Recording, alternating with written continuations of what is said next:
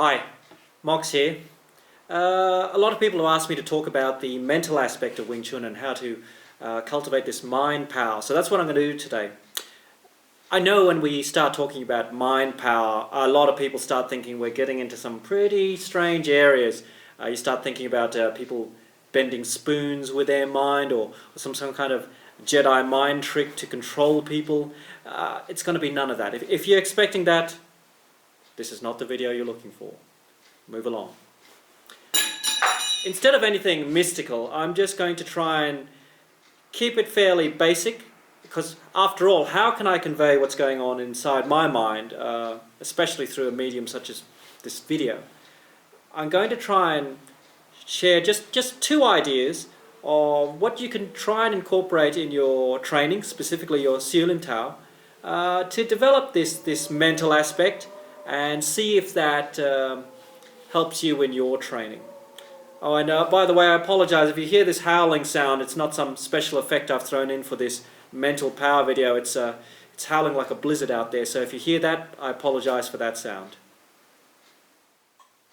So, for this first video, just two ideas we're going to concentrate on, and they are focused relaxation. Idea number one, focused relaxation. And idea number two is two separate halves unified. So as you can tell from the description of them, they seem to be a bit contradictory. So we're going to go through them in some detail. Focused relaxation and two separate halves unified. So the first idea, focused relaxation. What is this about? Alright, so we are familiar with Yijikyu and people have measured this out. But when practicing the form, or really any part of Wing Chun, it's not just about here that we're looking about. Need you to be focused in your mind.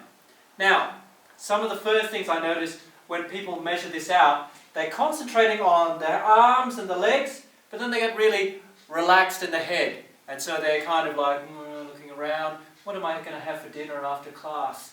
Oh, hey, did I remember to lock the car before I came out here? So a lot of head movement.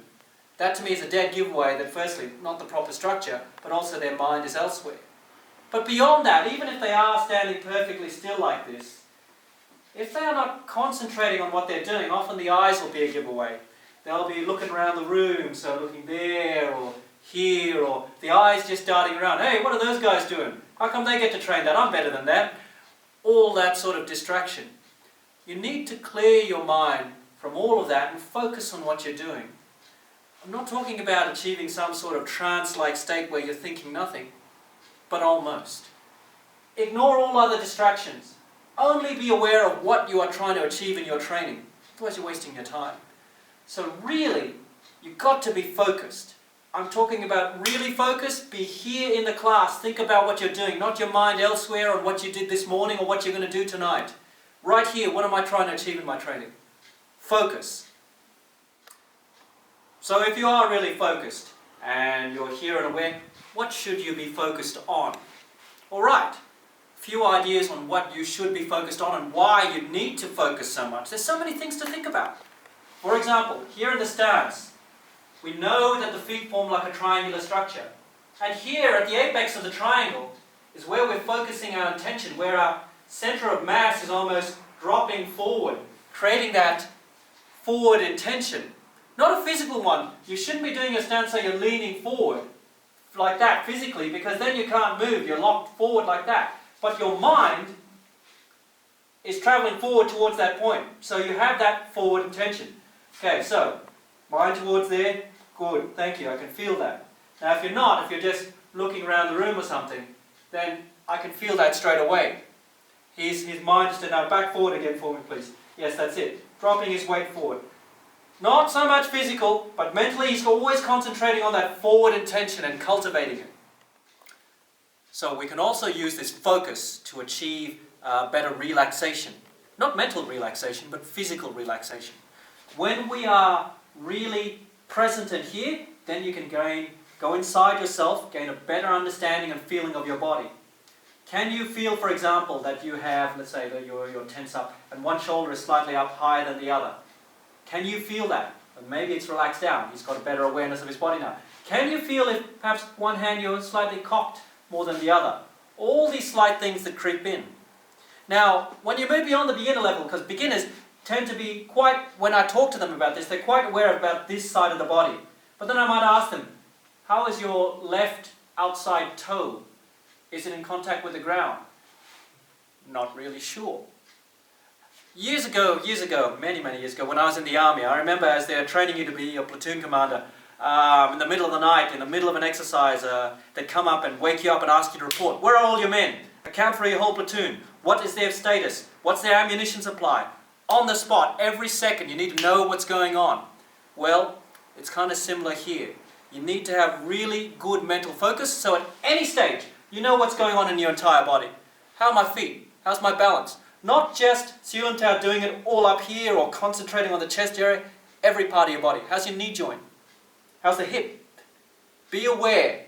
That's what you're going to use this by being present here in the moment.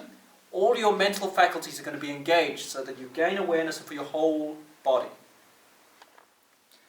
Using our mental focus to aid us in each of our movements to achieve a better state of relaxation and release muscular tension. For example, Anton, Tan Sao, please. Tan Sao. Now, often just the action of bringing the Tan Sao out, I find that many beginners will unnecessarily engage the bicep to an unnecessary degree, and a whole bunch of muscles that I don't even know what their names are, but all around here around the shoulder. Instead, if you really can concentrate and get this idea, again, it's not an idea, it's not actually what's going to happen, but it's an idea that almost that your mind is like holding this string, holding your hand up. So then travel back through your hand and try and think, how many muscle groups can I relax? So that the shoulder is dropping down into the elbow, so that the wrist is floating free, so that I'm not engaging any of the pectoral muscles here to hold it up. Just nice and relaxed, and your mind is focused on the center line, making it travel out like so, like there. This is the idea about how we can focus and try and go inside ourselves and say, any unnecessary muscles on, turn them off. The second idea we're covering here today is two separate halves unified. What are we talking about? Of course, the two separate halves are the two separate halves of the body. And we have to use our minds so that they are independent and yet unified. Why? Okay, so we're here in the form, and again, let's go to Tan Sao. Okay, great, Tan Sao like there. Now, when people are doing Tan Sao, quite often they'll focus on this part here, but then they forget about that. This side goes on holiday while this one's doing all the work. But if you do that and you don't have that mental focus, okay, so he may have half of his body focused. So he's focused, you're focused on the center line, Tan Sao here, he's relaxed, all that, except he hasn't turned on his forward intention on that side of his body. So he's all focused on half his body. So when I apply force in here, yeah, I can feel his forward intention, but you see his structure, you see how he's moving? Okay, now though, bring this hand back from holiday. Mental focus. So this shoulder, this whole body section is now unified and yet independent. I'll cover that in a moment, the independent side. But he's doing this hand, but that side also is focused towards me. It's again like the triangle structure of his feet. There's now a triangle pointed towards me. Okay, now see straight away, I can feel that difference. Very good. Mental focus. So even though he's doing in the form one side, the other hand is not on holiday. It retains its focus on the center line here. I can feel that. It's focused there. Now he has like a triangular structure pointing towards me. So we know why the two sides have to be independent, of course, because how else could we do sticking hands? If it was just like one hand like that, of course it's not. The hands can move around. Yes, that we understand that, but we're learning that almost straight away from Siu Lim Tao. Because here, this hand, even though it's back and drawn back, as I said, his mind is still thinking of travelling forward. It's stretched like this. It's not physically coiled back. He's still thinking of going forward. So even when I touch him here, that hand there still has intent. And because he's unified and still thinking of the center line, even though I touch there, it's still pushing me back. This hand here also has forward intent because he's balanced like that. Both hands are separate and yet unified in their focus down along the center line. All of this is what using our mind properly in training something as simple as the Siu Lim Tao can help us to achieve.